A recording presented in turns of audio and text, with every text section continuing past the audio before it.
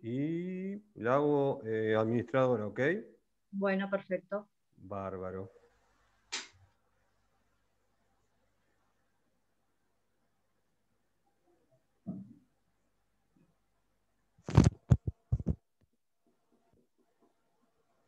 Bueno, buenas tardes a todos. Vamos a esperar que sean las 15 horas para que todos se puedan conectar en el horario pactado.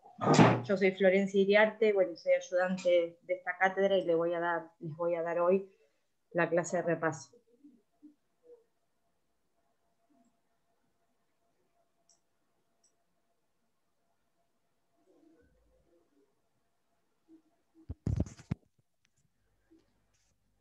Bueno, doctora, ya está todo la clase grabándose, así que ya dejo la sala, ¿ok?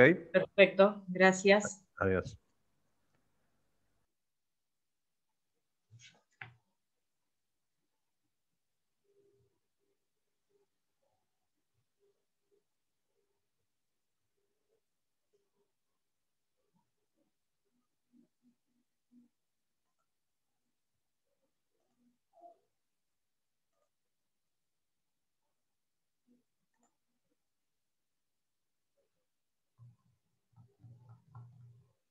Bueno, hay 20 conectados y son 43 en la comisión. Vamos a esperar un ratito más.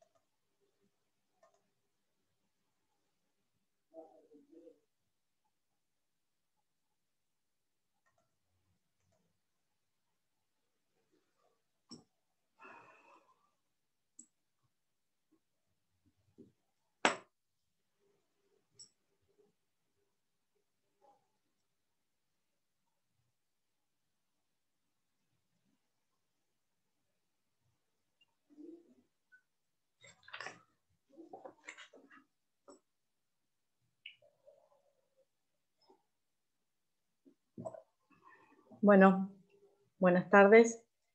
¿Me escuchan todos bien? Yo no tengo problemas si no hay sonidos de fondo que se desmuteen. La idea de una clase de repaso es que sea algo bidireccional. Nos han instruido que debemos tomar asistencia al inicio de la clase y al final de la clase. Así que voy a empezar a tomar asistencia. Si quieren salir, digamos, desmutearse, así los puedo escuchar cuando me den el presente. Mejor. Bien. Aldecoa, Álvarez Natalia, Amoroso Martínez, Aranaga, Artazu. Acá, presente. Aranaga estás también. Bien. ¿Artazu está? Sí, acá.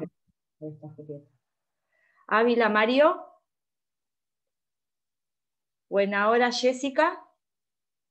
Presente. ¿Dónde está Jessica? Ahí estás. Perfecto. Buena hora, Jessica. Cabañares Malena. Caliba Priscila. Camelino Liliana. Caruso María Natalia. César Camila. Chapa Laura.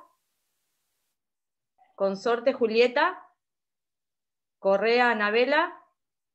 Presente. Cortés Juan. Davos Andrea. Datoma Rosana. Di Paola Marianela. Presente. Fratini Ale Julián. Garciulo Valentina. Presente. Gómez Micaela. Presente. Orni Peralta Francisco. Presente. ¿Dónde está Francisco? Acá, presente. ¿No me ve? Ahí estás con auriculares. Legras Jessica, Licata Malvina, Marcos Mariano, Martínez Tomás, Medina Julieta, Olsa Presente, Silvia. profe. Bien. Olsa Silvia, Presente. Pasica Kevin, Presente. Ponce de León María del Carmen, Presente. Cortés Juan Cruz, Presente. Presti Trinidad, Presente. Quiroga Rocío, Presente. Rosas Bilbao Lucía, Presente. Russo Aguirre María Laura, San Pedro Lucía, Serrano Rocío, Esgromo Guadalupe, Presente. Sagrasuti Abril, Presente. Touceda Santiago, Presente. Valdés Mirna, Cerdá Presente. Marcos. Presente, Valdés. Perfecto, Cerdá Marcos. 12, 20. Tengo gente que no me dio el presente. Si se quieren los que faltan, Presente, Cortés Juan. Cortés Juan. Bien, ¿quién más? Caruso, López Natalia. Camelino Liliana. Caruso, ¿quién más? Cortés Caruso, Camelino Mariana Liliana. Camelino Liliana, ¿quién más? Mariana López Aldecoa Cano. Mariana, ¿cuánto? Aldecoa separado Cano. Bien, perfecto. ¿Quién más? López Laurence, Nicolás. No estoy en la lista. ¿Y a qué Porque rendí comisión pertenece? sociedades. Bueno, te anoto a mano porque López... Sí, las otras profesoras hicieron eso. Rendí sociedades libres y todavía no sé qué pasó ahí. López Labronce, Nicolás, ¿me dijiste? Sí, Nicolás. Matrícula. Me mataste. Te doy DNI. ¿Te sirve? Sí. 38 Sí. 922 536. ¿Alguien más? Sí, yo, Marcos Mariano. Sí. ¿Quién más? Yo, Hay un alumno Natalia. que puso por chat presente, que no le anda el micrófono. A ver. Marcos Soda presente, no me anda el micrófono. Perfecto. ¿Quién más me dijeron? Álvarez todos? Natalia. Álvarez Natalia, perfecto. Gracias. Acá Cabañares Malena. Cabañares Malena, perfecto. ¿Alguien más? Marcos Mariano me anotó. A ver. Sí. Bien, gracias.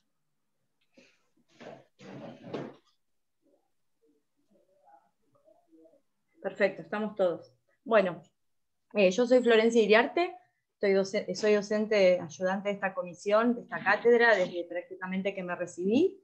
Recibí en el 95, estoy desde el 96. Bueno, y estoy para ayudarlos a ustedes. Hoy es una clase de repaso.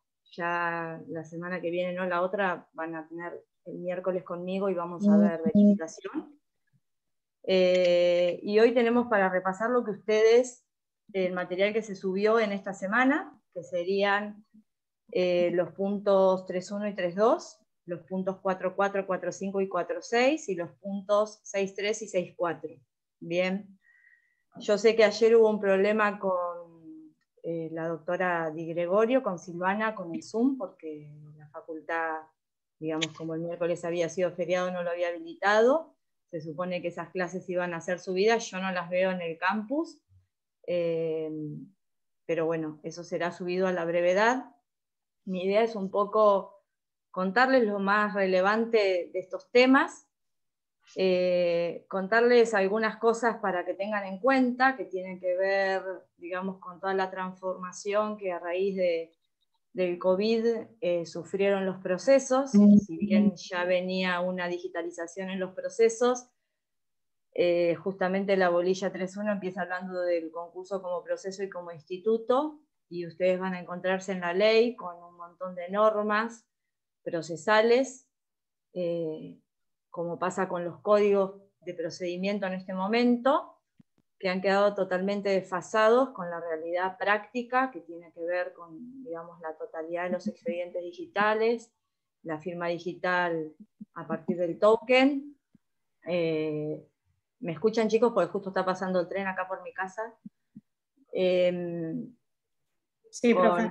La ley nos va a decir muchas veces que tenemos que presentar copias y estar pensando en papel. Y hoy en día hemos tenido, si bien veníamos con una digitalización, digamos, en nuestra cátedra hay funcionarios del Departamento Judicial Mar del Plata, funcionarios de la Justicia Federal, yo soy secretaria de un juzgado federal, hay gente que trabaja en las cámaras, hay gente que ejerce la profesión, y todos desde el lugar donde estamos nos hemos tenido que adaptar, como se van a tener que adaptar ustedes, a las modalidades que algunas venían vigentes con ciertas cosas digitales o notificaciones electrónicas, y en este momento la realidad es cambiante diariamente, porque cada vez hay convenios digamos, para hacer oficios electrónicos con más cantidad de entidades, y todas son cuestiones que ustedes van a tener que tener en cuenta cuando vean puntos como los que vamos a ver hoy, que son todos puntos procesales, o muchos que tienen que ver con el proceso. Y si ustedes ven cualquier despacho judicial de hoy en día, van a ver que, o sea, algo tan elemental como una notificación por nota, que es concurrir los días de nota al juzgado para ver los expedientes, o el plazo de gracia del 124 de los códigos, pensado en que el tribunal no está abierto a las 24 horas, entonces se da como una gracia por el horario de cierre de tribunal, han perdido absoluta vigencia. Hoy en día los escritos entran los 365 días del año en las 24 horas del día. A veces recibimos escritos a la 1 de la mañana, a las 2 de la mañana. La firma digital la podemos hacer a cualquier hora del día. Hay normas, tanto en nación como en provincia, particulares, y los sistemas no son 100% iguales, pero todo esto es algo que ustedes tienen que tener en cuenta, que es cambiante. O sea, nosotros hacíamos transferencias hace un año de una forma y ahora las hacemos de otra, diligenciábamos un edicto de una forma, ahora es de otra, los letrados hacían las presentaciones de una forma, ahora es de otra.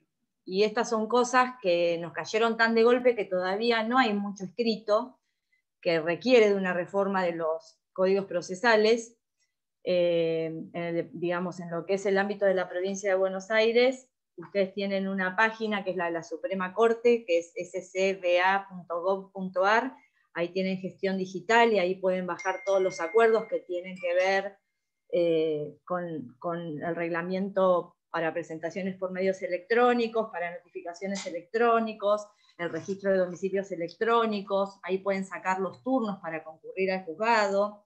Nosotros tenemos en este momento expedientes papel, expedientes híbridos y expedientes totalmente digitales.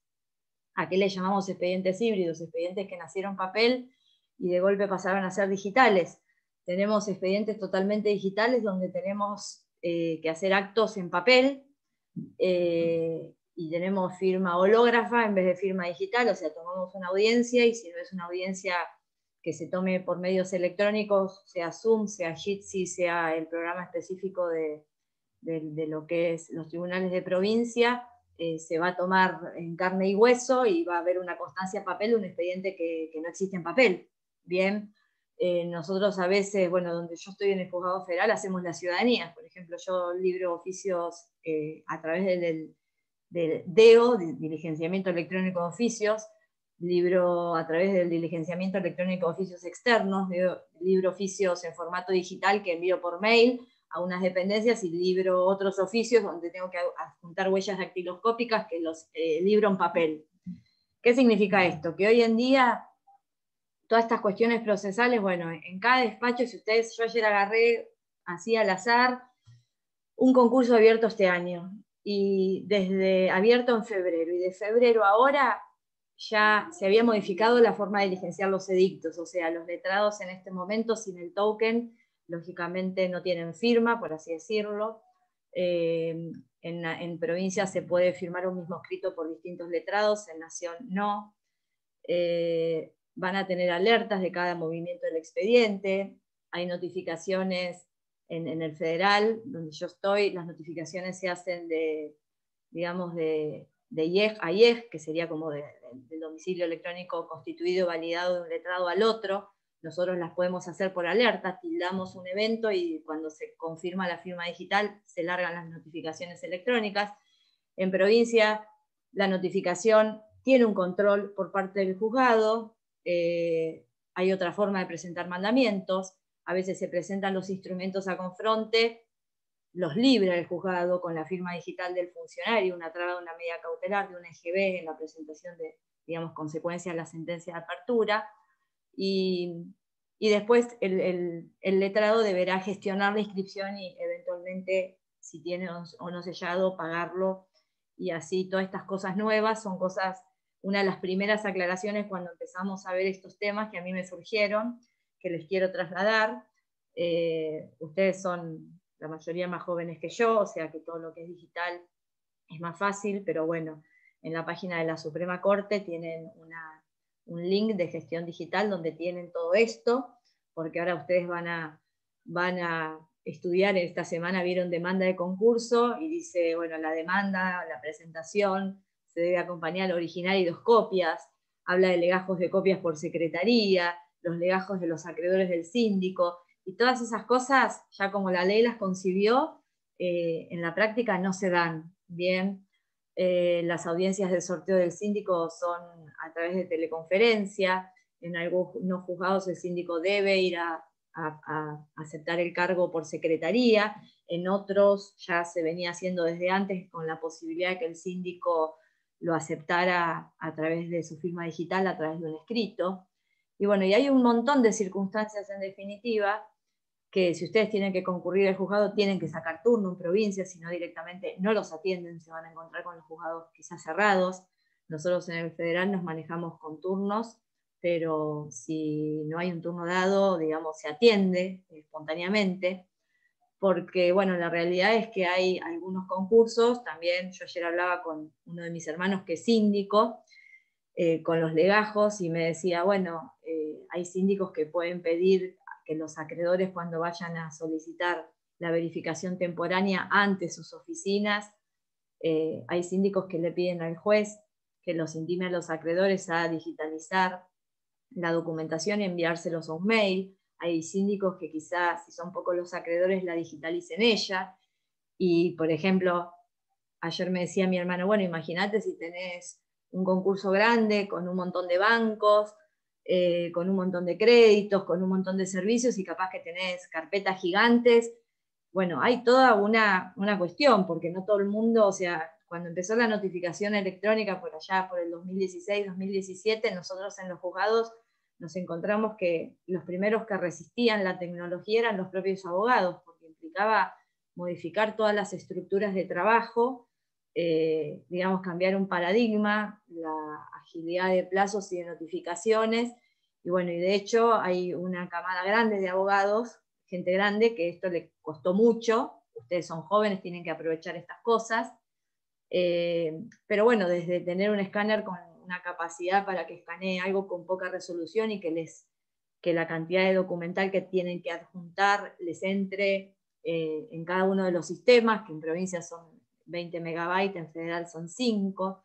Bueno, hay un montón de circunstancias que en este tema, estos temas que vieron esta semana, hay algunos PowerPoint de la doctora Carrara, donde hace alusión a alguno de los acuerdos de provincia, pero es algo que estas cosas me pareció relevante empezar un poco esta clase de repaso hablándoles de esto, para que ustedes consideren estas situaciones. En general los despachos parecen como un camino de lo que el letrado tiene que hacer, de cómo lo tiene que presentar, de cómo lo tiene que subir, de cómo se va a firmar, pero bueno, una gran falencia que noto yo nosotros recibimos obviamente un montón de oficios por fuera de atracción, es que no hay un sistema que, digamos, coordine la nación y la provincia o las distintas provincias. Bien, nosotros en el Poder Judicial de la Nación, que sería todo lo que es digamos, toda la justicia federal y la justicia nacional de comercio, tenemos un sistema así de diligenciamiento de oficios electrónicos de juez a juez, que uno lo puede mandar al juzgado, lo puede mandar adentro del expediente, que es inmediato, que igual fue pensado no con fines, digamos, no se equipara a lo que se llama exhorto, que es el convenio de comunicación entre magistrados, sino para cuestiones informativas, requerimiento de expedientes o consultas. Pero no hay entre el Poder Judicial de la Nación y los departamentos, o sea, y todos los juzgados que dependen de la Suprema Corte de la Provincia de Buenos Aires o de otras provincias, en este momento un sistema electrónico que coordinen estas cosas. Entonces uno se puede encontrar, digamos, con algunos jueces o con algunos oficios que nos traen capaz que firmados en papel con la firma hológrafa, otros nos aparece con un código de QR donde nosotros podemos validar la legitimidad y vigencia de la firma digital a través de la página de la Suprema Corte.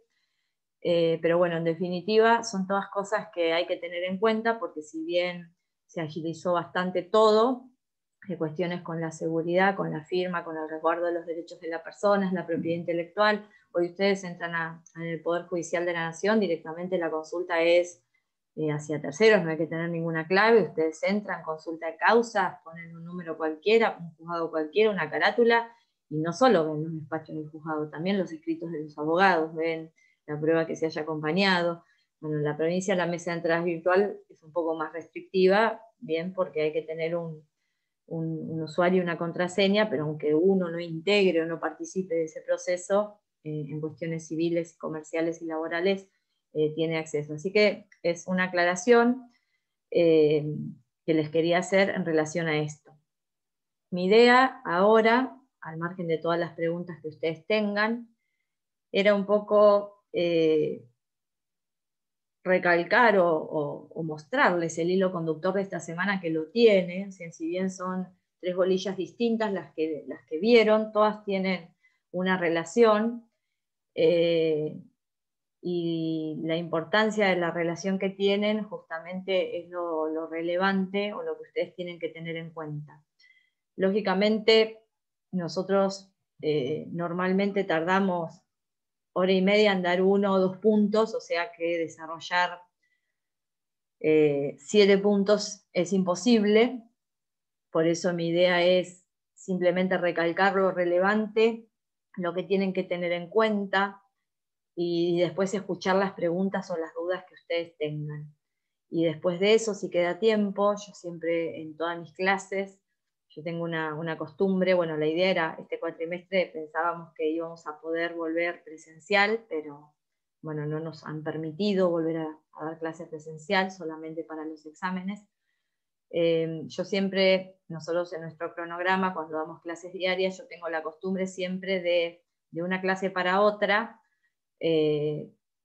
enunciarles los artículos de la ley que abarcan los temas a dar, cosa de que ustedes puedan por lo menos venir con la legislación, con la ley leída, y al final de la clase, si terminamos el tema, yo tengo acá los exámenes de los 20 y pico de años que llevo en la cátedra, absolutamente todos, y muchas veces hacemos como un repaso, leyéndoles a ustedes para que ustedes me contesten después de dar las clases, las preguntas. ¿Por qué?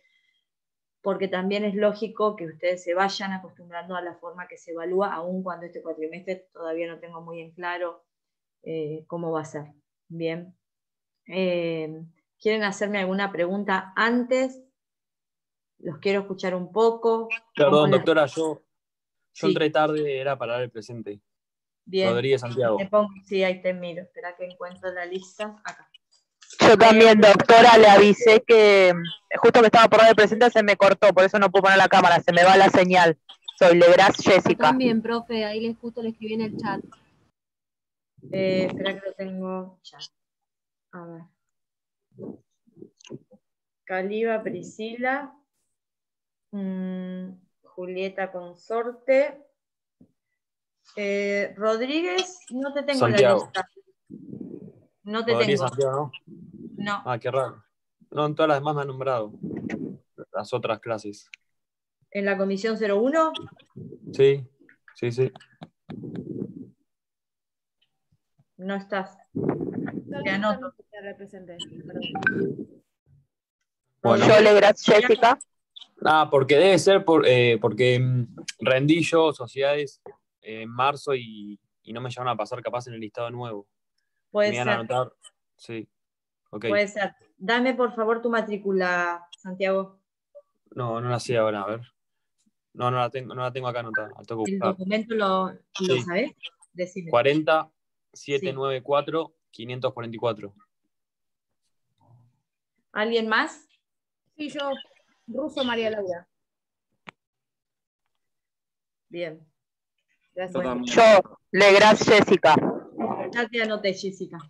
Gracias. Doctora, disculpe, César Sí. Camila. Estaba conectada de la compu y le mandaba el micrófono justo cuando tomó asistencia. Perfecto, ya estás. Bien. Muchas gracias. Bueno, ¿quieren hacerme alguna pregunta concreta o les empiezo a preguntar yo? Empezamos a charlar. La idea es que esto sea bidireccional. Yo sé que a veces el audio capaz que hay algo que interfiere, pero ¿encontraron alguna conexión entre estos temas? Entre el concurso como el proceso, el concurso como instituto, el juez, las facultades del juez, las facultades del juez de cara a lo que es el proceso principal, a que son los incidentes, la relevancia del juez en cuanto al dictado de la sentencia de apertura, que es consecuencia o viene atrás de la demanda concursal preventiva.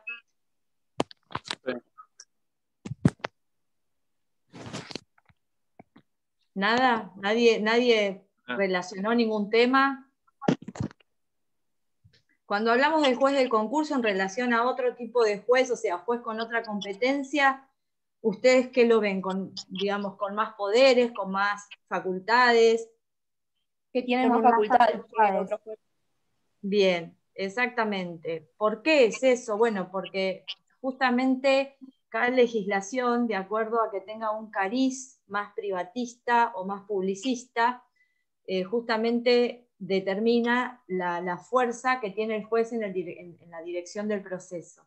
El juez concursal, cuyas funciones están en el artículo 274 de la ley, es el director del proceso, tiene la dirección del proceso, pudiendo dictar todas las medidas de impulso de la causa y de investigación que resulten necesarias. Y a ese fin puede hacer comparecer no solo al concursado, en los casos de los artículos 17 y 102, sino también a otras personas, a terceras personas, y a su vez puede intimar o requerir la presentación de documentos. Bien. En el caso de que el concursado o aquellas terceras personas no concurran, tiene la facultad de requerir la comparecencia por medio de la fuerza pública. Lógicamente nuestra legislación es publicista. ¿Por qué? Porque si el juez es el director del proceso, esto significa que el proceso no es un proceso dispositivo, sino que es un proceso inquisitivo o oficioso. ¿Qué significa?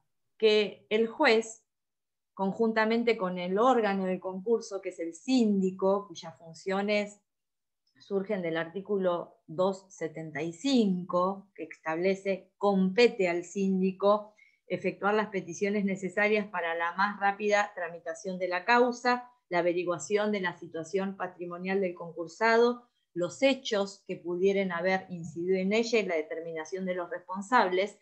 Si el juez es el director del proceso, bien, y le compete el impulso de la causa, y al síndico, como órgano del juez, le compete efectuar las peticiones necesarias para la más rápida tramitación de la causa, la averiguación de los responsables, etcétera, etcétera, lógicamente el proceso va a ser inquisitivo. ¿Qué significa esto? Que no va a caducar la instancia. Y acá nos vamos al artículo 277. El proceso principal es inquisitivo o oficioso porque para su avance no requiere la petición de sujeto legitimado. No requiere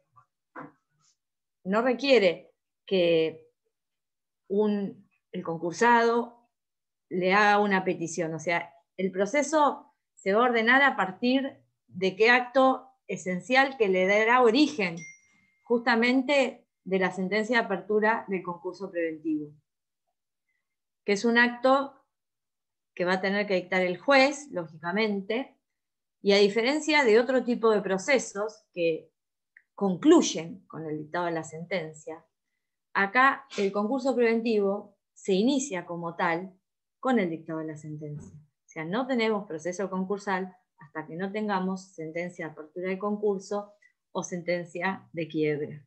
Bien, la sentencia de quiebra tiene la sentencia de apertura del concurso.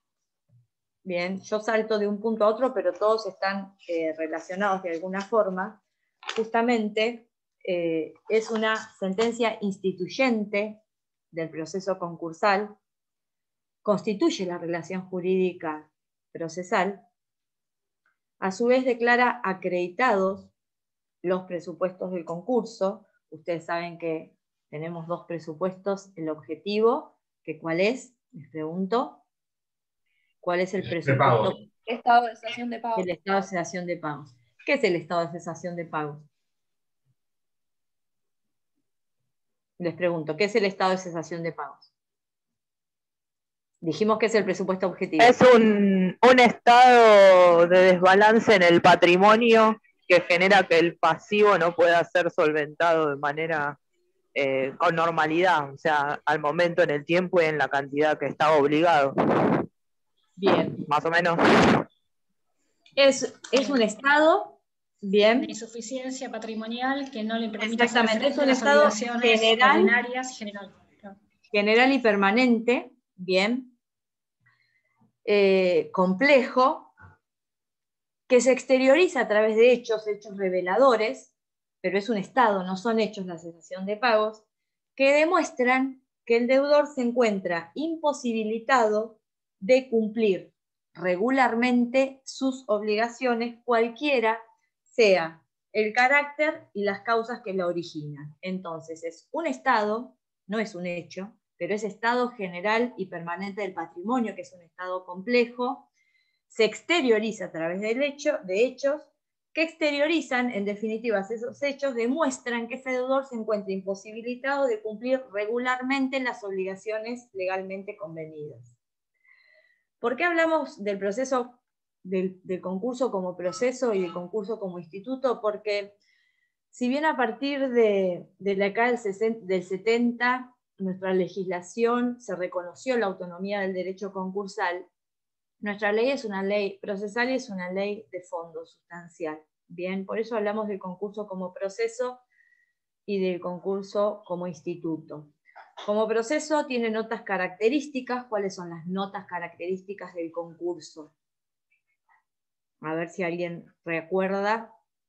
Son básicamente 4 que nos van a dar justamente lo que caracteriza a este proceso, que es la oficiosidad, la universalidad, la concursalidad y la igualdad. Bien. ¿Y el proceso qué es en definitiva? Es un recurso técnico que el legislador brinda a efectos de solucionar la litis concursal. ¿Qué es la litis concursal? ¿O qué expone la litis concursal? Y acá volvemos a lo mismo, al carácter publicista de la ley, al orden público comprometido. ¿Por qué? Porque acá no hay una litis y partes. Bien, acá la litis concursal, que es lo que quiere solucionarse a partir del proceso concursal, expone un conflicto intersubjetivo y plural de intereses con fundamento en la insolvencia, en la cesación de pagos. Este estado general y permanente complejo del patrimonio que se revela a través de hechos que exteriorizan la imposibilidad de cumplir regularmente las obligaciones convenidas, cualquiera sea el carácter de ellas y las causas que la originaron. Entonces, este recurso técnico, que es el proceso, pretende resolver esta litis concursal. ¿Y por qué es un conflicto intersubjetivo y plural de intereses? Porque, por empezar, ¿quién es el único legitimado para lograr la apertura de un concurso preventivo? Les pregunto. El deudor. El deudor. Exactamente.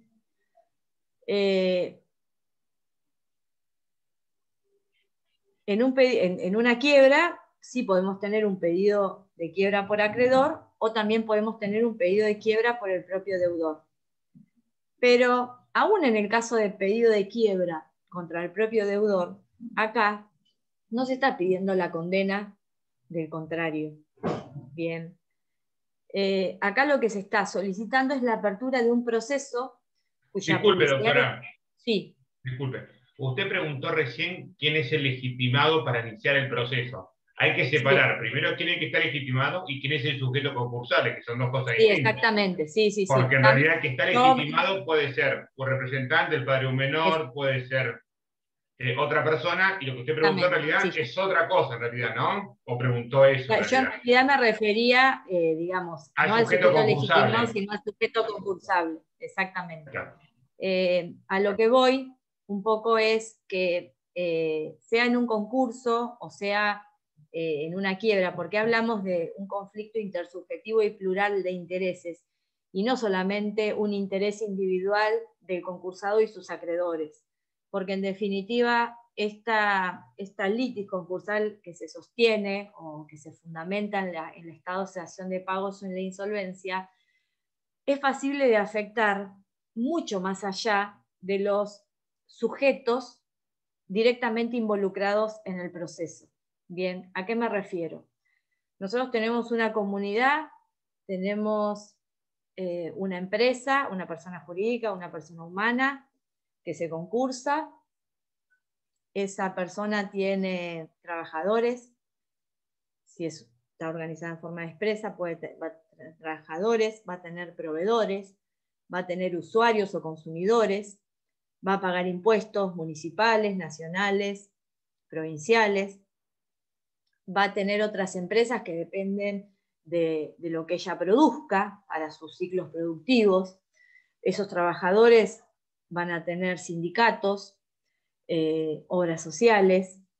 Esa comunidad va a tener una empresa que quizás sea la única que le brinda determinado producto a la zona, a esa economía regional.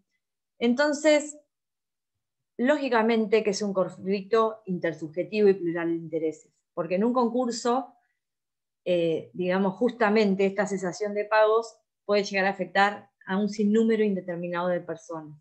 Bien, por eso, al margen de que una de los recaudos formales de la demanda de concurso, demanda que la ley a veces llama solicitud, demanda, petición, sea denunciar los acreedores, acompañar un legajo con la documentación respaldatoria de cada uno.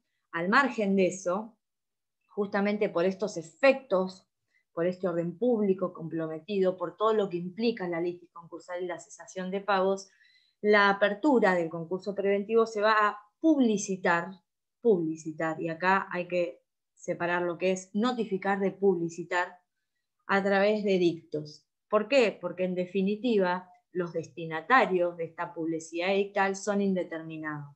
El deudor podrá o debe denunciar todos los acreedores y sin perjuicio de ello pueden aparecer acreedores que no están denunciados, bien, o terceros que tengan interés en hacer saber la existencia de un contrato porque ese contrato los puede afectar, bien, como se prevé expresamente en el artículo 144 para el caso de la quiebra. Este interés, justamente, o todo lo que está en juego en un concurso, el orden público comprometido, hace que justamente el juez tenga estos poderes que tiene en cuanto al proceso, en cuanto a la instancia del proceso. Tiene responsabilidad en el cumplimiento de los plazos, en los plazos de enajenación, responsabilidad que también comparte el síndico. La reforma que ya aparece, digamos, vieja, la ley nuestra, digamos, la ley vigente, tuvo muchísimas modificaciones, pero cuando se sancionó por allá por el año 94, 95, acortó los plazos, porque justamente tuvo esa intención, reguló lo que son los pequeños concursos y quiebras, y bueno, y en definitiva intentó hacer que los órganos del concurso y el juez justamente en esa función de dirección del proceso, no solo era el director, sino era responsable de que el proceso llegara a un buen fin, a término. Bien. Lo más importante del juez, entonces, es su responsabilidad, y que no es lo mismo el juez del concurso una vez abierto el proceso que después, porque todos esos poderes oficiosos inquisitivos que tenga, que tiene el juez, tienen razón de ser una vez que se abrió el proceso concursal a través de la sentencia de apertura de concurso. Acá, cuando la ley habla de oficiosidad y discrecionalidad, no significa que el juez, o sea, hay algunas peticiones que dependen exclusivamente de los sujetos que intervienen en el concurso. Bien, como dijimos, los sujetos concursables, y como dijo Santiago, suceda, sí. Hay que distinguir el legitimado. El único legitimado para solicitar la apertura del concurso, bueno, si es una persona jurídica será el representante del órgano de administración, si es una persona humana será ella mismo, puede darse facultades especiales a un letrado para que lo haga. Eso solo lo puede hacer el sujeto concursable, el legitimado, aquel que lo represente. Por lo tanto, no tiene oficiosidad el juez para determinar la apertura del concurso si no hay una petición del sujeto legitimado que a su vez cumpla con los recaudos formales de la demanda, que es una demanda judicial, que está en el artículo 11, que a su vez va a tener, de esa demanda va a surgir la acreditación del presupuesto subjetivo, es decir, que ese peticionante sea sujeto concursable, y del presupuesto objetivo, que sea la cesación de pagos. Bien. Por otro lado, hay,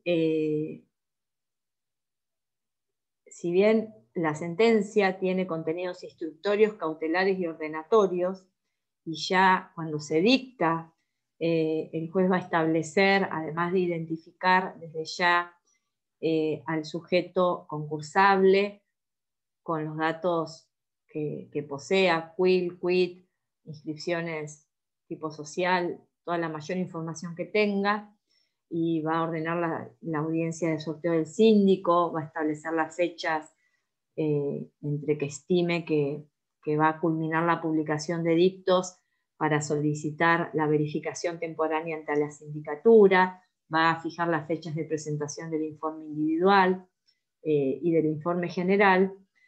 Hay algunos de estos actos que están fijados en la sentencia que, aun cuando el proceso sea inquisitivo e impulsado por el juez, dependen exclusivamente del síndico, por ejemplo, algunos de los acreedores y otros del deudor.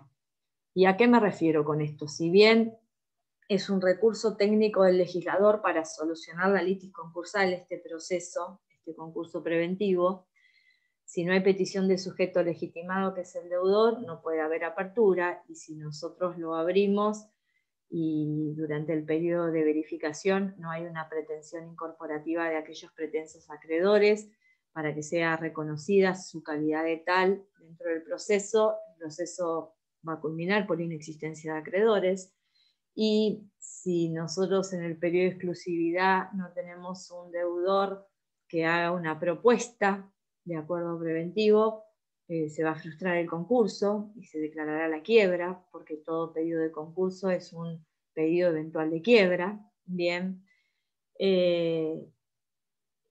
Y en definitiva necesitamos de esos acreedores que acepten, que verifiquen primero, del síndico que efectúe el informe individual, el informe general, En el periodo de exclusividad, el periodo de negociación, después del periodo informativo, justamente lo que se tiende en el concurso preventivo es que se generen las condiciones para que haya una negociación y aquellos acreedores reconocidos como tales, aquellos acreedores de la relación sustancial, para ser reconocidos como tales necesitan ejercer la verificación, bien, que es una pretensión incorporativa, quieren incorporarse al proceso, ser reconocidos como tales, van a ser reconocidos como tales a los efectos que durante el periodo de exclusividad puedan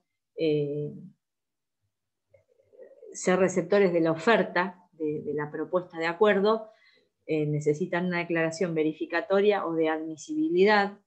Una o la otra va a depender de las facultades del juez también, ya que el artículo 36 es una de las, digamos, de las normas que nos da la pauta de la fuerza que tiene el juez concursal. Les quiero leer esta parte. Dice, dentro de los 10 días de presentado el informe por parte del síndico, significa el informe individual de créditos del artículo 35, el juez decidirá sobre la procedencia y alcances de las solicitudes formuladas por los acreedores. El crédito o privilegio no observados por el síndico, el deudor o los acreedores es declarado verificado si el juez lo estima procedente. Fíjense, a tal punto llegan las facultades del juez que una petición verificatoria, aun cuando no sea observado por el propio deudor, por los restantes acreedores, por el síndico, solo va a ser declarada verificada por el juez si la estima procedente. Bien, si hubo alguna observación, sea del síndico, del deudor o de los acreedores, ese crédito va a ser declarado admisible o inadmisible.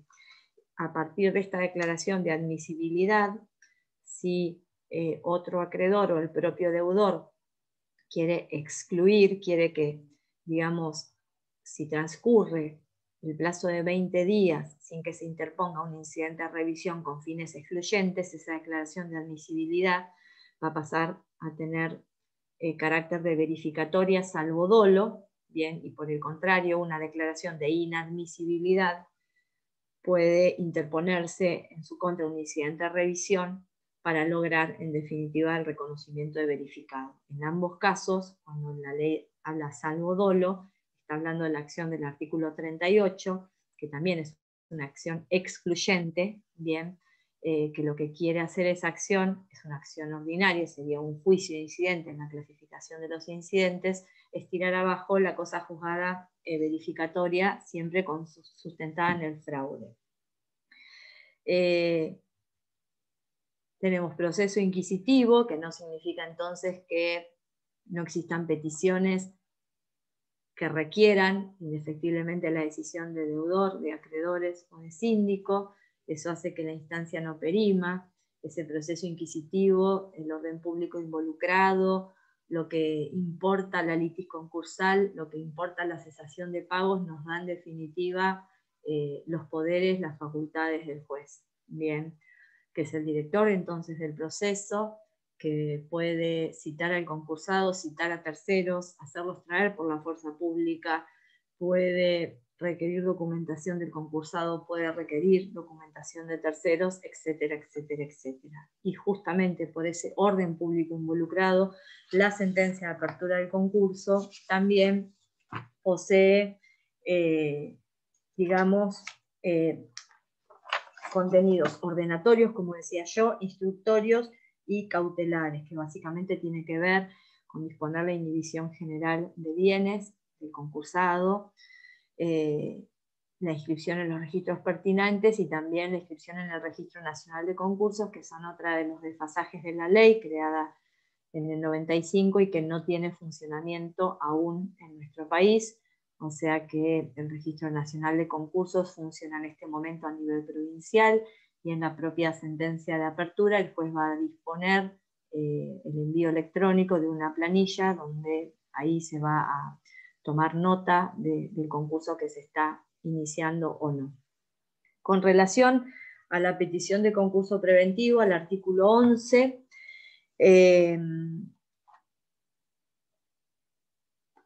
es importante que ustedes tengan en cuenta los verbos que cada uno de los incisos impone, o sea, establece. No es lo mismo acompañar que enumerar, ¿bien? No es lo mismo explicar que decir, o sea, son muy importantes los verbos. Y en todos los casos también tienen que tener en cuenta, en cuanto a las causales del rechazo de la apertura de concurso, que nunca, digamos, si no se cumplen los recaudos formales, que son los recaudos del artículo 11 de entrada, el juez puede otorgar un plazo al deudor para que lo cumpla de 10 días, y si no, rechazará la apertura del concurso, pero no es que va a declarar la quiebra. Otra de las cosas que tienen que tener en cuenta, porque sobre todo muchas de las preguntas que normalmente hacíamos, ustedes saben que nosotros tomamos siempre exámenes multiple choice en el primer parcial y en el segundo. En el primero recuperatorio era también así, el recuperatorio del segundo parcial siempre fue oral, y va a seguir siendo, pero a veces hay preguntas que es importante que ustedes separen en la estructura del proceso y piensen realmente si es factible, o sea, uno capaz que se enfoca en una parte de la pregunta y en realidad si se enfoca en la primera parte o en la estructura del proceso, no tenemos, o sea, ya la respuesta está a la vista. Bien, si el deudor es el único legitimado para pedir la apertura y el proceso se abre, ¿ustedes piensan que eso es apelable? No, no es apelable, porque ¿qué agravio tendría alguien que está logrando la decisión que pide? Ninguno. Bien, por el contrario, la resolución que rechaza la apertura sí es apelable.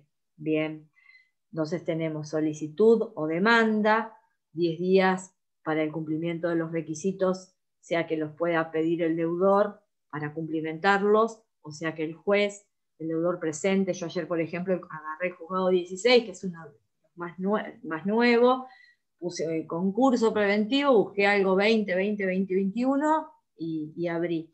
Y me encontré con un concurso bastante grande, diría un gran concurso, todavía no. Y me encontré con que el juez de oficio, pese a que se habían cumplimentado todos, entendió que faltaba documentación y lo intimó a que cumpliera esa documentación. Si una vez que nosotros tenemos justamente el artículo 11 y los verbos que establecen, si a nosotros los libros de comercio en la demanda se tienen que enumerar, bien, no se va a rechazar la apertura porque no se acompañen. Entonces, si a nosotros nos están preguntando o nos están afirmando que el juez rechazó el concurso porque el deudor no acompañó los libros de comercio, no, el juez no puede rechazar el concurso porque los tiene que enumerar. Bien, y la sentencia del concurso es la que va a intimar al deudor a que los acompañe en un plazo. ¿Para qué lo va a intimar a que acompañe los libros? Para que el secretario coloque nota datada a partir del último asiento y cierre los espacios en blanco. ¿Por qué?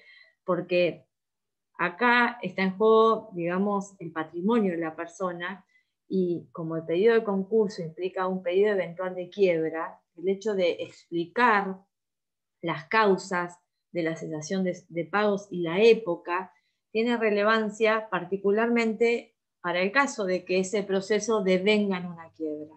Bien. Y al ser una demanda, o sea, al margen de que ustedes vayan incisos por incisos, o sea, del contenido instructorio que tiene que ver con las fechas, la orden, ordenatorio, que ordeno esto, que ordeno gastos para correspondencia, que el cautelar, la inscripción de la IGB, los de concursos, o sea, es una demanda, y cuanto más fundada esté, más fácil va y más llevadero va a ser el proceso y la tarea del síndico. Y si no, el juez se va a encargar como director del proceso o el órgano del concurso, el síndico, de indicarle justamente esas falencias. Otro de los puntos que estaban encargados esta semana tenía que ver con las normas procesales y con lo que es los incidentes genéricos específicos los incidentes del Código Procesal, los juicios incidentes y las meras incidencias. Bien. Todo lo que nosotros dijimos del juez, de que es el director del proceso, de que el proceso es inquisitivo, de que el impulso es de oficio, que el síndico es el que va a acompañar con las peticiones necesarias al juez para el impulso de la causa, cesa, no se aplica para los trámites incidentales. Bien. De los artículos 280 al artículo 287, ustedes tienen la regulación de los incidentes genéricos, de toda cuestión que tenga relación con el proceso principal y no tenga en la ley un trámite determinado. Bien, esos serían los incidentes genéricos. ¿Cuáles son los típicos, los que más se dan en el concurso? El incidente de verificación tardía, previsto en el artículo 56, que va a tramitar como tal, siempre que el concurso no haya concluido.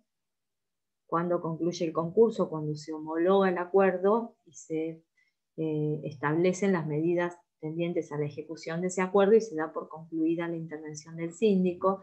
El incidente de revisión, bien. El trámite del incidente genérico del 280, por el contrario, es un trámite dispositivo. ¿Qué significa esto? Que el impulso va a estar a cargo de las partes, va a haber partes en el incidente. Ustedes, si van a CUTUR, saben que parte es quien demanda en nombre propio una actuación de ley o aquel contra el cual esa actuación de ley es demandada. Bien. En el concurso el síndico es el órgano, pero no es parte desde ya, aun cuando la ley en algunas normas habla que es parte en el proceso principal y en realidad no es parte, es el órgano del concurso, actúa a veces como contradictor necesario, pero no como parte, porque él no demanda nada a nombre propio. En todo caso, lo único que puede demandar a nombre propio es la hipótesis de quiebra por falta de pago de sus honorarios del artículo 54. Quiere decir que en estos incidentes vamos a aplicar las normas de un proceso dispositivo que va a avanzar a partir de la instancia de parte y, por lo tanto, sí va a caducar la instancia en estos incidentes genéricos a los 3 meses, a diferencia del trámite principal, que no caduca la instancia. Ahora bien, si el juez del concurso es el director del proceso y tiene tantos poderes de investigación, hace que aun cuando el incidente sea un proceso contencioso y dispositivo dentro de la instancia principal, que tiene relación con la instancia principal, nos vamos a encontrar que hay normas igual que denotan las facultades que tiene el juez del concurso. Bien, primero que el juez lo va a abrir, va a hacer un examen como de procedencia y lo puede rechazar si lo estima manifiestamente improcedente. Bien, no es que va a dar trámite a cualquier petición incidental. Esto nos marca un poco las facultades que también dentro de los incidentes genéricos tiene el juez del concurso. Por otro lado, existe lo que se llama simultaneidad de incidentes, y significa que el juez también, si una misma parte inicia un incidente de verificación tardía, por ejemplo, y al tiempo inicia otro, por otro crédito, bien, el juez tiene la facultad de rechazarle, porque uno de los principios procesales elementales es el de rapidez y economía de los concursos, que está previsto en el artículo 278, que es una norma que sería como la que marca la pauta para la aplicación o no, en casos no previstos, de las leyes procesales locales, de los códigos de procedimiento, siempre que sean compatibles con la economía y la rapidez de los concursos. Entonces, el juez, si por ejemplo, la FIP es un organismo gigante, o cualquier organismo público, ARBA, un sindicato, una obra social, tiene determinados créditos para cobrarle al concursado, y en vez de iniciar el incidente de verificación tardía por todos, inicia uno hoy, otro mañana, uno pasado. Bueno, si estaba en condiciones de haberlos iniciado todos juntos, el juez tiene facultades para rechazar por manifiestamente improcedente las pretensiones incidentales que se entablen con posterioridad a la primera, lo que surge del artículo 286. A su vez puede declarar la negligencia de la prueba de oficio, y si hay prueba pendiente de producción y él considera que la que está incorporada es suficiente, puede dictar resolución aún en esos casos. Tiene, digamos, facultades para nombrar más peritos o no, tiene facultades para, digamos, determinar el periodo de prueba de hasta 20 días, puede abrirlo por menos tiempo, y en definitiva, bueno, son todas facultades que aún dentro de un trámite donde caduca la instancia, donde se va a aplicar el proceso dispositivo, denotan las facultades que tiene el juez. Bien. ¿Cuáles son los incidentes específicos? Bueno, son aquellas cuestiones que tienen relación con el proceso principal, pero que tienen un trámite determinado. Bien. Por eso, digamos, se llaman incidentes específicos. ¿Cuáles son los más habituales? Bueno, cuando hablamos del pronto pago, previsto en el artículo 16, en el concurso, 183 en la quiebra, la oposición del boleto de compraventa inmobiliaria, el 146, la reposición contra la sentencia de quiebra, bien, etcétera, etcétera. Después tenemos los juicios incidentes, que tienen que ver con procesos ordinarios que van a tramitar ante el juez del concurso, por vía ordinaria, bien, que tienen que ver con la acción de dolo, la acción revocatoria concursal si no hubiera acuerdo de partes, las acciones de responsabilidad social, o sea, estamos hablando de la revocatoria concursal del 119, de la acción pauliana del 120, de las acciones de responsabilidad concursal del 173, de la acción social de responsabilidad del 175, de la quiebra indirecta del 161, de una verificación que se ejerza una vez que está concluido el concurso por la acción individual que corresponda. Van a ser procesos que no constituyen la instancia principal del concurso, pero que tienen relación, es lo que nosotros llamamos en el programa juicios incidentes. Después vamos a tener meras incidencias, que son peticiones que pueden darse como no en la instancia principal, que a veces van a requerir o no sustanciación. Y después podemos llegar a la aplicación de la norma de los incidentes de los códigos procesales, bien, para aquellas cuestiones que tengan relación, por ejemplo, con un incidente, una nulidad de notificación, o con un juicio incidente, una reducción de falsedad o lo que fuere, donde vamos a aplicar las normas de los incidentes del Código Procesal, que tiene plazos mucho más cortos que las normas de los incidentes genéricos de la ley de concursos, que se asimilan a lo que era un juicio sumario. Bien, como para que tengan una idea. ¿Tienen preguntas de todo esto? ¿Hay algo que no entiendan? ¿Hay algo que quieran que yo recalque? ¿Vieron el material? ¿Les resultó fácil? ¿No les resultó fácil? Doctora, le hago una pregunta. Entonces, el que puede apelar o le está prohibido apelar es al deudor siempre.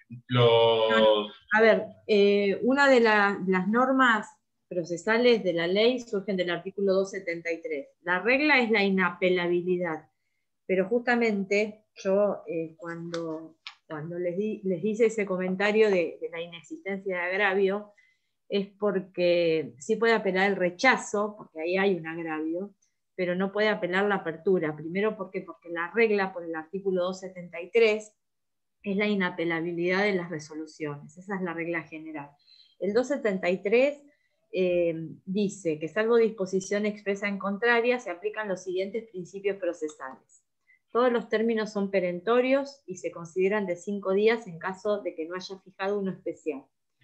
Los plazos se computan en días hábiles judiciales, salvo que la ley diga que sean corridos. Por ejemplo, para la continuación de la explotación de la empresa en la quiebra, hay días corridos. Las resoluciones son inapelables. El inciso 3. 4. Cuando se admite la apelación, porque es la regla, la excepción es la apelación, se concede en relación y con efecto suspensivo. Bien. La citación a las partes se efectúa por cédula o noto tácitamente las restantes notificaciones.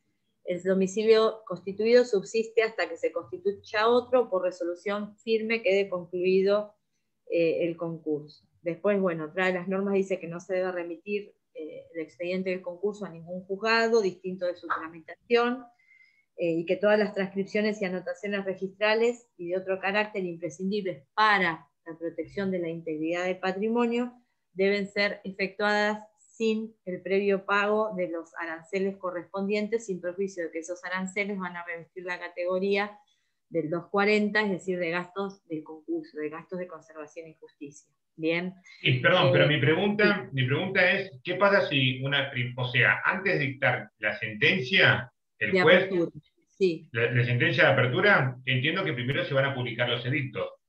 No. Ah. Justamente la particularidad del proceso concursal, o sea, el proceso concursal se intentó explicar a partir de distintos procesos, del proceso ejecutivo, del proceso dispositivo, y justamente no hay ningún proceso que explique el proceso concursal, porque todos los procesos, un proceso ejecutivo parte de un título ejecutivo, bien, un proceso de ejecución de sentencia, de una sentencia, que sería el título ejecutorio. Un proceso de conocimiento, además de que es dispositivo, y digamos de que es un marco ordinario para que se discuta en detalle el fondo del asunto, concluye con una sentencia que hace cosa juzgada. Bien. Acá el proceso concursal no tiene ningún título ejecutivo que le preceda y se origina como tal con el dictado de la sentencia. No existe proceso concursal, o sea, el primer acto que hace el juez es el dictar la sentencia, salvo que antes de dictar la sentencia le pida al deudor que le agregue algún recaudo que el deudor pensó que lo tenía cumplido o solicitó una prórroga y en realidad no lo tenía. Bien.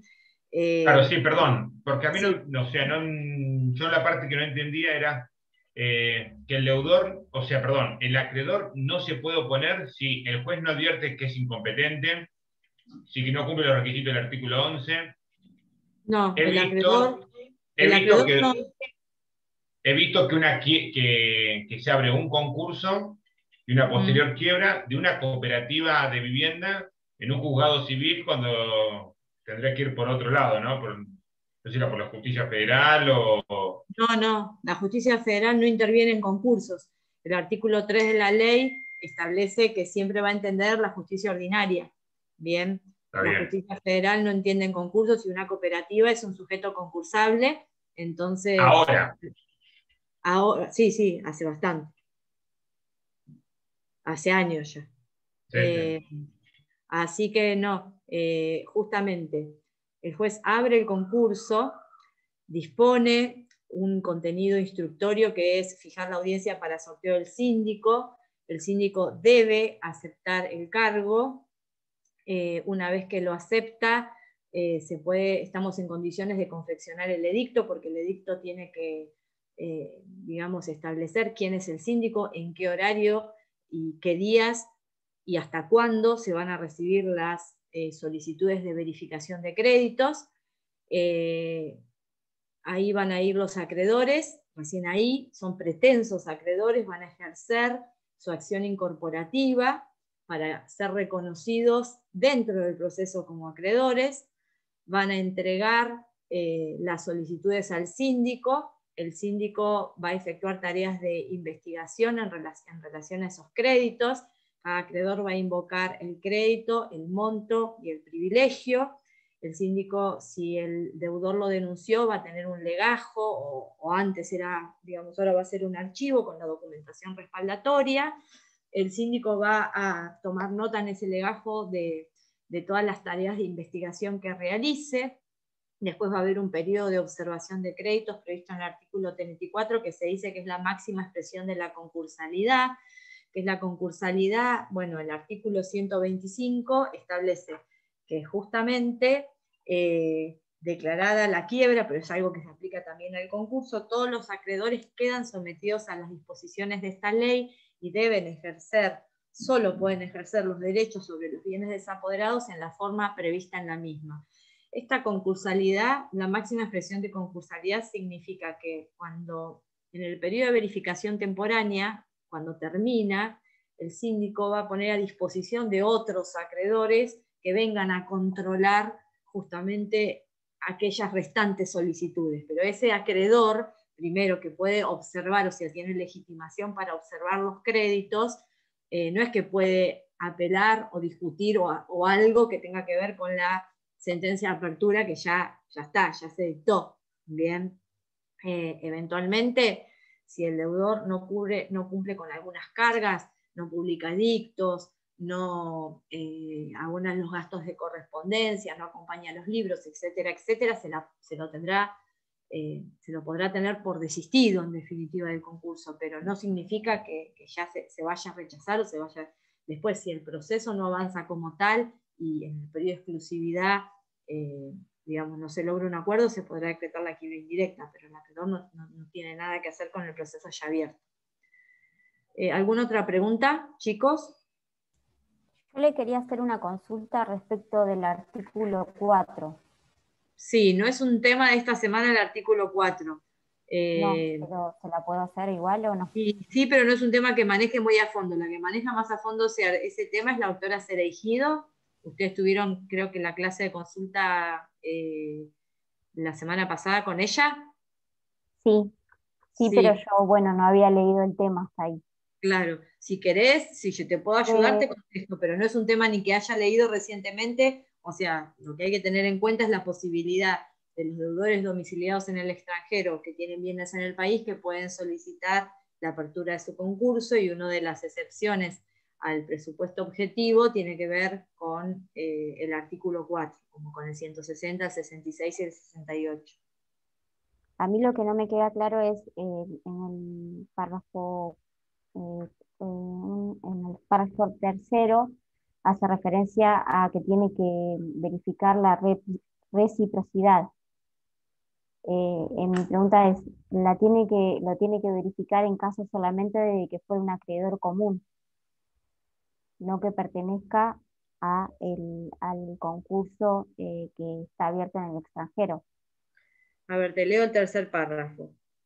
Vamos a leer todo el artículo. La declaración de concurso en el extranjero es causal para la apertura del concurso en el país. Por eso yo te decía que, digamos, no necesitas acreditar la cesación de pagos acá respecto de los bienes en el país. Bien. Sin perjuicio de lo dispuesto en los tratados, el concurso en el extranjero no puede ser invocado con los acreedores cuyos créditos deban ser pagados en la República para dispensarles derechos que estos pretenden sobre los bienes existentes en el territorio, ni para anular los actos que hayan celebrado. Segundo párrafo. Declarada también la quiebra en el país, los acreedores pertenecientes al concurso formado en el extranjero actuarán sobre el saldo, una vez satisfechos los demás créditos verificados en aquella. Quiere decir que los del extranjero van a poder agredir el patrimonio respecto del saldo, o sea, van a tener una prioridad los acreedores que están en el concurso de los bienes existentes acá en nuestro país. Tercero, reciprocidad. La verificación del acreedor cuyo crédito es pagadero en el extranjero y que no pertenezca a un concurso abierto en el exterior está condicionada a que se demuestre que recíprocamente un acreedor cuyo crédito es pagadero en la República puede verificarse y cobrar en iguales condiciones en un concurso abierto en el país en el cual el crédito es pagadero. Yo lo que entiendo, lo que está diciendo acá, mira, está hablando de la verificación de un acreedor cuyo crédito es pagadero en el extranjero, bien, pero que no pertenece al concurso abierto en el extranjero. Solamente en ese caso se debería... En ese caso tiene que haber reciprocidad. O sea, si fuera un acreedor pagadero en Argentina que no pertenezca al concurso de Argentina, podría llegar a cobrar en el extranjero. En ese caso, si hay reciprocidad, el acreedor pagadero en el extranjero, pero que no pertenece a ese concurso, podría llegar a cobrar. Yo entiendo que es eso lo que la ley quiere decir. Bien, está bien. No, quería saber si lo había entendido bien o no. No me quedaba claro. Seguramente, no sé este año, pero ustedes saben que tienen trabajos prácticos. hay un par de trabajos prácticos del artículo 4, porque es uno de los temas que a mí menos me gustan, por eso siempre se lo dejamos a la doctora Cereijido, que le encanta, pero que también ahí hemos dado varios fallos y eso, y también es bastante esclarecedor el trabajo, que seguramente ya lo van a aparecer. Bien. Perfecto, gracias. ¿Algunas otras preguntas? Bueno, como queda un pedacito todavía, digamos, tenemos el Zoom a nuestra disposición por un ratito más, yo, si quieren, tengo que tomarles lista otra vez, disculpen estas normas, yo les había separado preguntas de exámenes que tienen que ver con los temas de esta semana, como para que ustedes vean un poco cómo son. Separé, digamos, de las 3 bolillas, para que vean, un poco para que se enfoquen cómo se pregunta. En general son afirmaciones o digamos, si son preguntas sobre la demanda o sobre la sentencia, o en la segunda parte sobre los privilegios, sobre etcétera, etcétera, preguntas donde lo importante es que ustedes desarrollen los contenidos, sea la demanda o sea el concurso. Respecto de los presupuestos, digamos, de las normas procesales de los concursos, si bien hicimos alusión al 273, también el programa pide principios procesales, y cómo esos principios procesales, que son directivas, digamos, u orientaciones que los ordenamientos de rito traen para entender y desarrollar el proceso, a veces se replican en la ley de concursos. Entonces, alguna pregunta, por ejemplo, puede ser: enumere y funde brevemente los principios procesales. Los principios procesales, ustedes saben, son el dispositivo, el de concentración, preclusión, inmediatez, oralidad, publicidad, celeridad. Y ustedes van a encontrarse con que hay normas puntuales de la ley que tratan de alguna forma, que revelan, digamos, la adquisición de esos principios procesales. Bien, esa sería, digamos, una de las preguntas. Otra pregunta de incidente genérico. ¿Cuándo procede la formación de un incidente genérico en la ley? ¿Por qué periodo se abre a prueba? ¿Y qué facultades tiene el juez? ¿Cuándo procedería un incidente genérico en la ley? De acuerdo a lo que yo dije.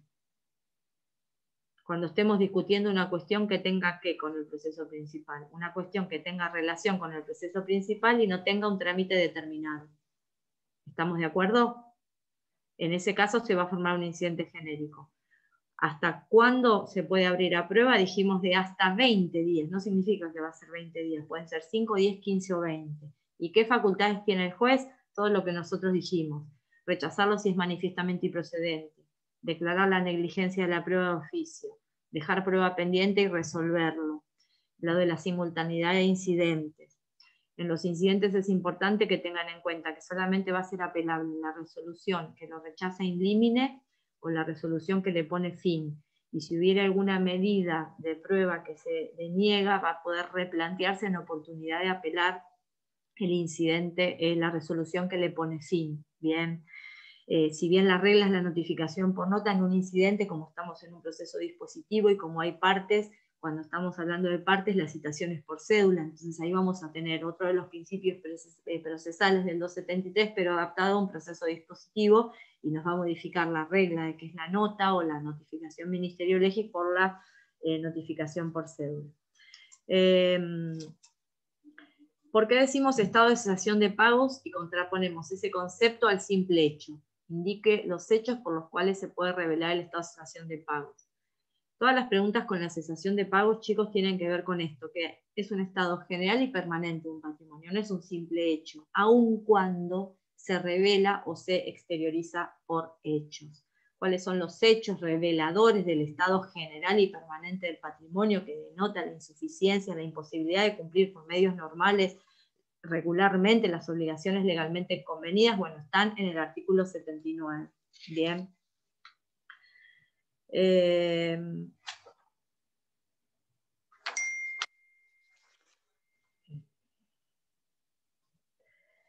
Otra, indique los principios procesales generales en materia de notificaciones, domicilio, plazos y apelabilidad de las resoluciones. Ahí qué artículo tienen que desarrollar, que yo les leí hoy. El 273. El 273. El 273, exactamente. Otro tema que no hablamos, que esto se toma bastante. Hay una regulación que se llama concurso en caso de agrupamiento, artículos 65 y siguientes, y otra regulación que se llama concurso del garante. Bien. El concurso del agrupamiento permite que distintos sujetos, personas jurídicas o humanas, integrantes de un conjunto económico, que sea permanente, que se exteriorice, bien, se presenten absolutamente todos los integrantes de ese conjunto económico y soliciten el concurso en caso de agrupamiento. Se va a abrir un concurso con cada persona, aun cuando va a haber un solo síndico, va a haber informes que van a ser únicos para todo el proceso, y la posibilidad, tiene que haber uno en estado de cesación de pagos, con el recaudo que esa cesación de pagos puede influir en el resto, y la posibilidad es de ofrecer propuestas que traten unificadamente el pasivo. O sea, yo puedo ofrecer cada deudor a sus acreedores una propuesta y lograr las mayorías, o puedo ofrecer una propuesta a todos, con otro régimen de mayoría. Lógicamente, acá, cuando ven el punto de demanda de concurso preventivo, también están los recaudos particulares para el concurso del caso de agrupamiento. Bien. Doctora, Entonces, ¿le puedo hacer una pregunta con respecto a esto? ¿Sería Sí. uno de las excepciones del presupuesto objetivo Sí. de estado de cesación de pago? Exactamente. Y hay otro que tiene que ver, El está garante, relacionado con la extensión de la quiebra, el 160, y la del artículo 4. Bien. Un Gracias. deudor en quiebra en el extranjero respecto de los bienes de acá puede abrir, digamos, su proceso acá sin necesidad de estar en estado de cesación de pagos, el caso del concurso del caso de agrupamiento, el concurso del garante y el artículo 160, que es la quiebra, Ese digamos, no, la extensión de la ese quiebra. no me quedó en claro. ¿Cuál? Perdón, el del garante. O El sea, del como garante que se es la extiende. posibilidad. El garante no tiene por qué integrar un conjunto económico con su garantizado. Es el único concurso que tiene un plazo para solicitar la apertura del concurso, que son 30 días desde la última publicación de dictos de su garantizado, y también existe la posibilidad de ofrecer una propuesta que trate unificadamente el pasivo.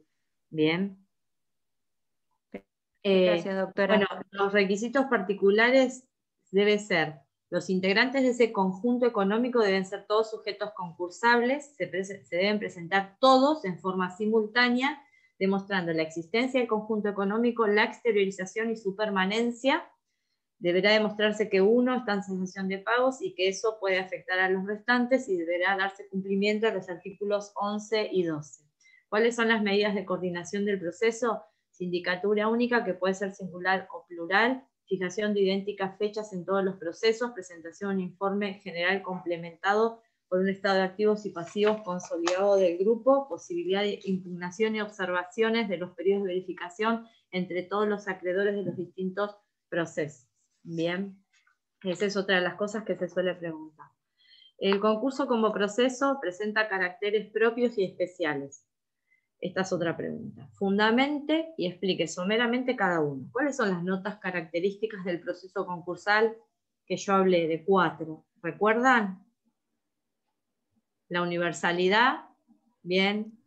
Concursualidad. Surge del artículo 1, la concursalidad, que desplaza las normas o los mecanismos del derecho común para someter a las normas de la ley a todos aquellos acreedores de causa a título anterior a la presentación o a la demanda de concurso preventivo.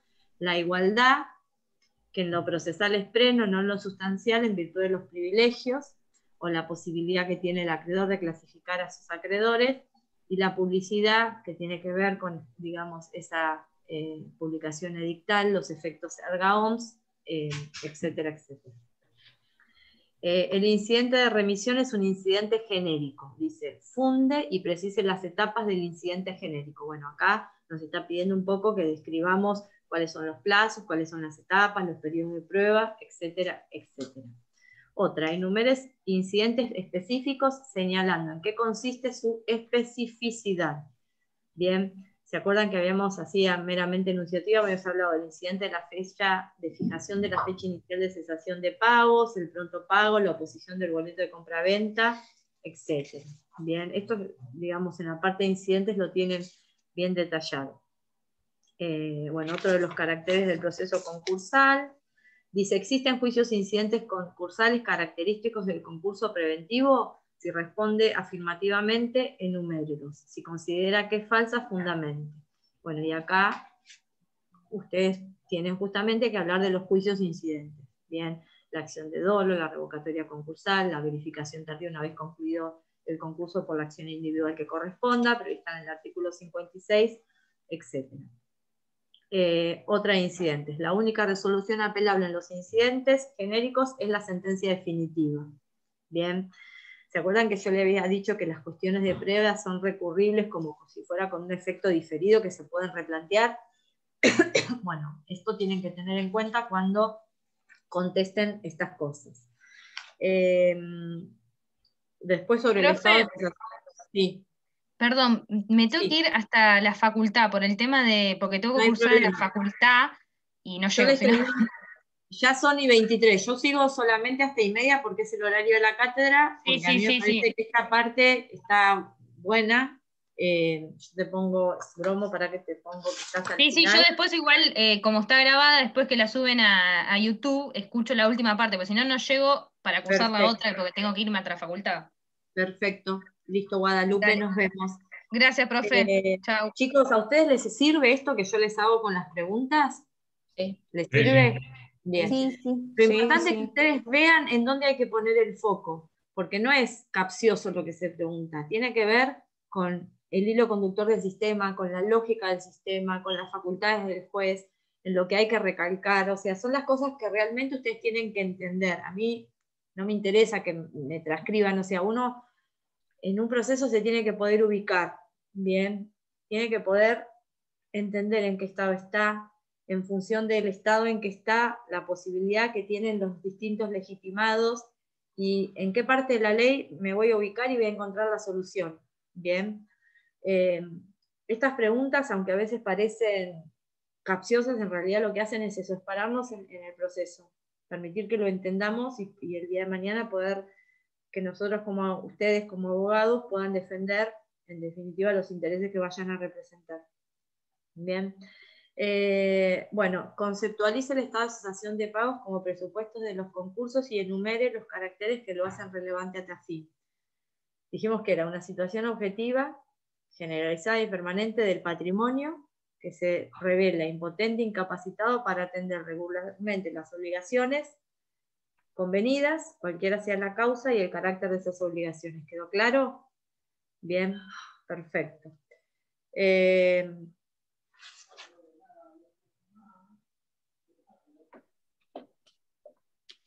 Otros más de cesación de pagos, que hay un montón. El fiscal, no hablamos nada del fiscal, de la Cámara, de los secretarios. Bueno, los secretarios estamos hasta acá de cada vez más funciones que tenemos. Ya les dije en todo lo que tiene que ver con la digitalización. Pasamos a ejecutar en el sistema un montón de funciones que antes se dividían entre la oficina judicial. En la ley de concursos el secretario tiene un montón de funciones, además de las generales del 38 del Código Procesal, fedatarias, llevar registros, libros, es el que va digamos, a llenar los espacios en blancos, a colocar nota datada en un proceso de quiebra de licitación, de subasta, a identificar los sobres, si hay un pago en un título lo va a dejar constancia de ello, etcétera, etcétera. Es el que certifica, el que organiza la oficina judicial, el que firma los oficios de cautelares, el que hace un montón de funciones y tiene la responsabilidad compartida con el juez. En el punto 3.2 se habla del secretario, con las funciones típicamente va a ser el que va a estar en la audiencia informativa.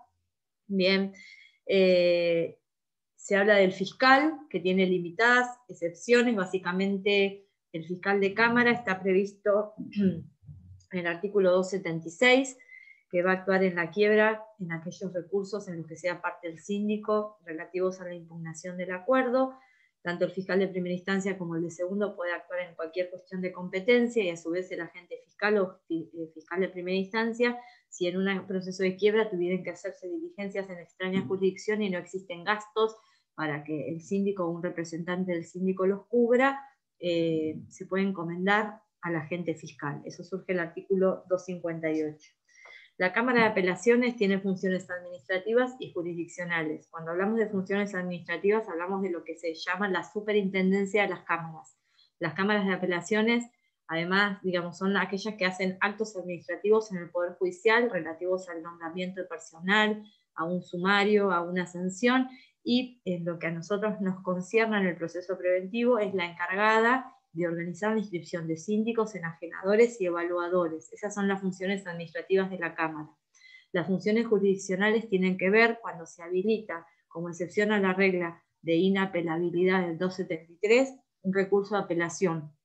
Bien, en ese caso la Cámara va a intervenir con funciones jurisdiccionales, y en el caso de los concursos la particularidad tiene que, ante determinadas regulaciones de honorarios, aun cuando nadie apele, las actuaciones se van a elevar oficiosamente a la alzada, quien va a poder eventualmente reducir las regulaciones de honorarios.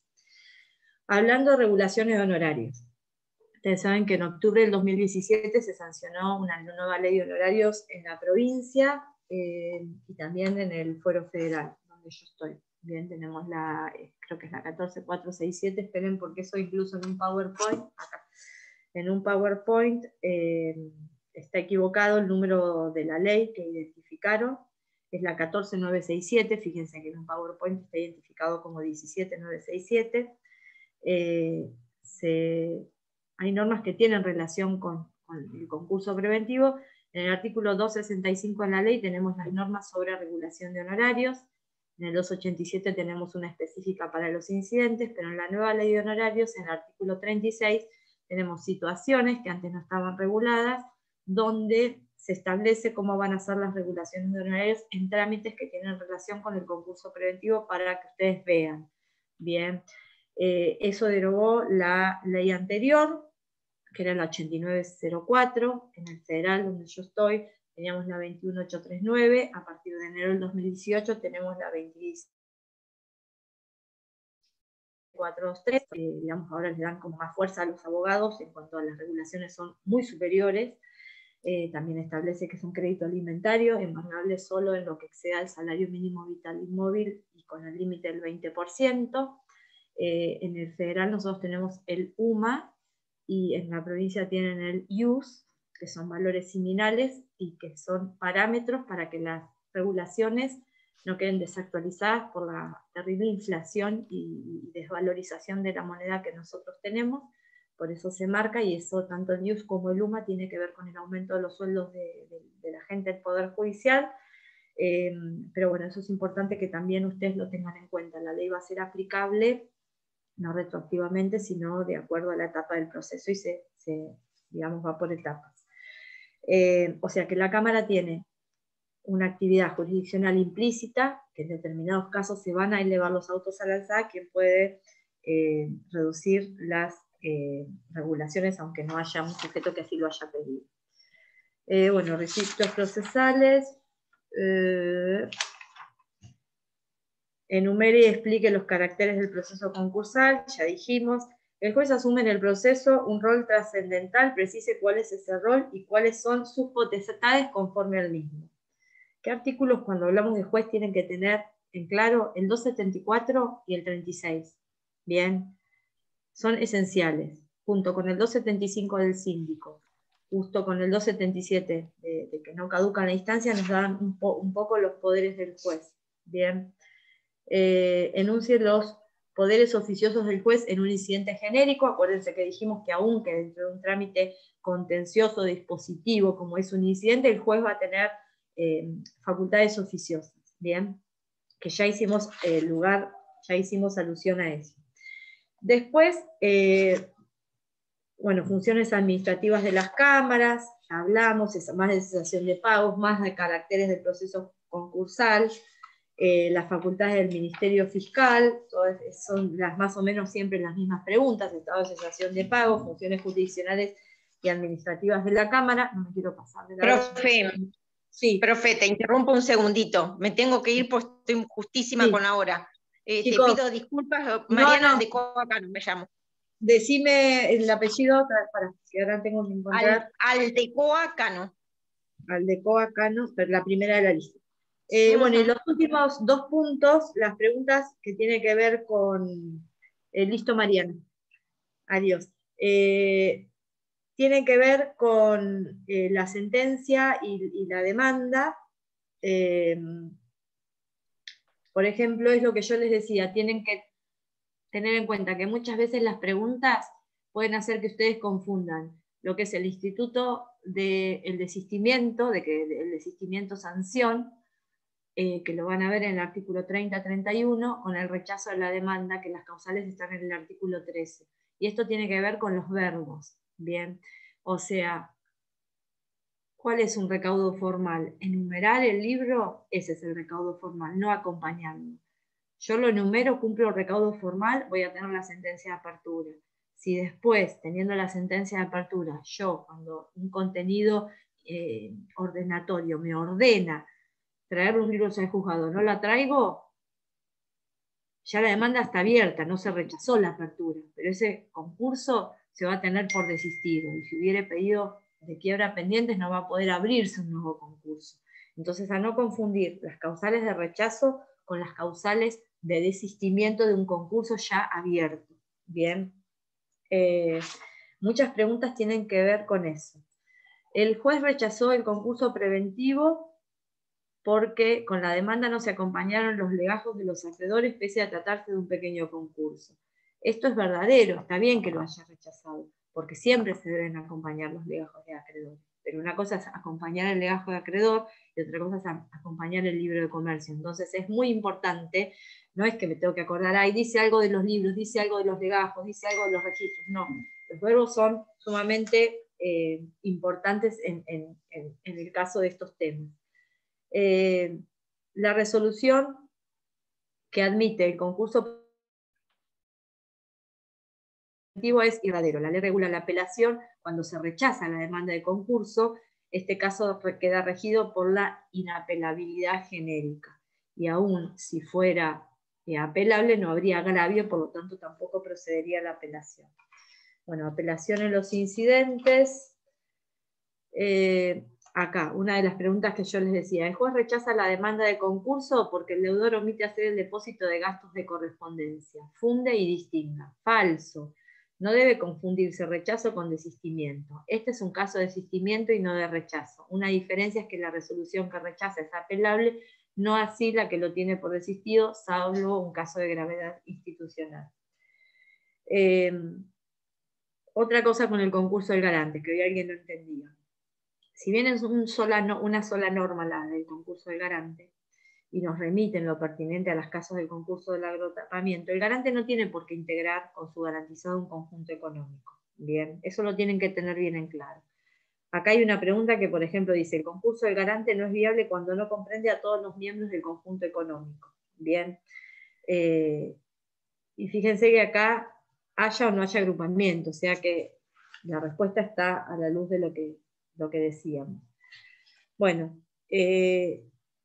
después hay enumerar los recaudos particulares de la solicitud de demanda en caso de agrupamiento. Hay otras preguntas que son justamente los recaudos particulares de una sentencia de apertura de un concurso en caso de agrupamiento. Entonces van a ser todos los del 14 más que tiene por acreditado que se presentó un conjunto económico, que todos los integrantes se presentaron, que ese conjunto está exteriorizado, que es permanente, que todos son sujetos concursables y que uno está en cesación de pagos y que esa cesación de pagos puede afectar el otro. Bien, y las medidas de un solo síndico, solas fechas, bien. Son la mayoría de las preguntas que tienen que ver con estos. A ver, enumeren los, bueno, estos efectos. A ver si tengo algo más. ¿Me puedo una consulta? Sí. ¿La modalidad va a ser a desarrollar o múltiple choice? ¿O fue especialmente por el tema de que era por el Zoom, cuando se rindió?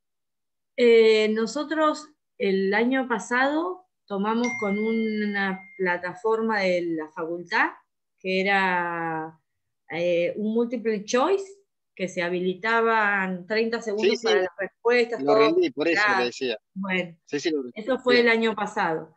Y fue por Zoom el recuperatorio del segundo parcial. Este año los parciales estamos habilitados para ir presencialmente, así que nos vamos a conocer, y yo supongo que volveremos a los parciales multiple choice, que son estos los que yo les estoy leyendo, los que tengo acá, o sea, siempre se modifican, porque además lo importante es que uno, digamos, se entrene en la forma de la pregunta, porque si yo a la pregunta le pongo un sí, un no, le cambio un verbo, ya la pregunta cambia. O sea, Claro, por eso. Estas preguntas, si ustedes van a cualquier centro de impresiones, de fotocopia, están, porque todas son públicas, o sea, no es que son, por eso yo las digo, porque son exámenes viejos que se modifican, no es que se repiten siempre las preguntas, se modifican. Lo importante es que ustedes digamos, practiquen en lo que tienen que enfocarse para poder contestar la pregunta. Yo supongo que va a ser así, pero todavía no tengo directivas de Guillermo Garabuso ni me junta de que vaya a haber alguna particularidad, porque además supongo que todo dependerá de las condiciones sanitarias, ¿bien? Con las que lleguemos. Calculo que el primer parcial vamos a poder llegar ahí presencial, pero ustedes saben que los docentes universitarios no estamos vacunados ni nada. Yo trabajé toda la pandemia, hasta ahora vengo zafando, digamos, trabajé el triple de lo que trabajamos normalmente en el Poder Judicial, porque fue un año muy, pero muy difícil para nosotros, así que en vez de trabajar 8 o 9 horas, trabajamos 11, 12, 13, 14 horas por día, fines de semana, porque antes uno veía un expediente de papel y se ve más rápido, se controla más rápido, ahora tener que buscando archivos, abriendo, acostumbrándose, pero bueno, en la Facu supuestamente somos ahora esenciales los docentes, o sea, nos metieron con el resto, pero no hay nadie vacunado. Ojalá nos dejen ir, nosotros todos queríamos ir a dar clase, aún sin estar vacunados, pero bueno, las reglas son estas, la facultad no nos permitió, bastante que nos permite ir a tomar los parciales, así que supongo que volveremos al examen multiple choice como tomábamos antes, y al segundo parcial oral, y no por Zoom, porque la verdad que no es lindo el Zoom. O sea, a mí me encantaría estar en vivo y en directo. Chicos, les tengo que tomar lista otra vez, por una cuestión reglamentaria. Bueno, Aldecoa se fue. Álvarez Natalia. Sí, presente. Presente. Aranaga Florencia. No está. Artazu Julieta. Sí, acá. Aranaga está, te veo. Artazu Julieta también. Acá. Buena hora, Jessica. Acá. Hola, acá. Cabañares. Acá, Cabañares. presente. Está bien. Caliba, Camelino. Presente. Caliba está. Camelino. Presente. Está. Presente. Sí. Caruso. Sí, presente. César. Presente. Consorte. Presente. Correa. Correa Anabela. Presente. Presente. Cortés. Presente. Di Paola. Di Paola. No la veo. Gargiulo. Presente. Gargiulo. ¿A dónde está? Presente. Ahí Acá. está. Profesora, Gómez, falto Micaela. yo. ¿Quién es yo? Da toma. Da toma. Sí, no te había puesto presente. Bueno. Gómez Micaela. Profe, hace un ratito Gómez Micaela puso en el chat que tenía que ir al médico. Perfecto. Orni Peralta. Presente. Legras. Marcos. Presente. Medina Julieta. Presente, profe. Olsa. Olsa. Presente. Pasica. Presente. Ponce de León. Presente. Porté. Presti. Presente. Veo. Presti. Presente. Presente. Cortés ya le Quiroga. dije, doctora. ¿Quién? Cortés ya le dije presente. Sí. Porté, dije. Profe, ¿se escuchó mi presente? De ¿quién sos? A ver, ¿dónde estás? Medina. Medina, sí, se escuchó. Quiroga. ¿Y Olsa? Olsa también. ¿Quiroga está? Sí. Rocío, Sí, presente. Rosas Bilbao. Presente. Ahí está. Russo, Aguirre. Presente. Perdón, profe, perdón mis compañeros. Tengo mucho problema de conexión y no llegué a escuchar si tomó mi presente o si lo leyó o si... Esperá porque tengo el chat cerrado. ¿Quién sos? No te escucho ahora. Bueno. Gromo Guadalupe. De Abril Sagusti, profe, estoy presente, no me anda el audio. A ver. Sagusti, perfecto. Touceda. Presente. Presente. Valdés. Presente, profe. Y Cerdá. Cerdá, ahí está, lo veo, que me hace señas con las manos. Bueno, chicos, y los dos chicos que no estaban en la lista, López Labronce, Nicolás. Ese, yo. Ese yo, y Rodríguez Santiago. Rodríguez Santiago. Bueno, acuérdense la matrícula para la próxima. Bueno, chicos, espero haberles sido de utilidad. Estamos todos los docentes de la cátedra a su disposición. Y para lo que necesiten, bueno, acá estamos. Dale, gracias. Gracias, profe. profe. Gracias. Adiós, hasta luego. Gracias.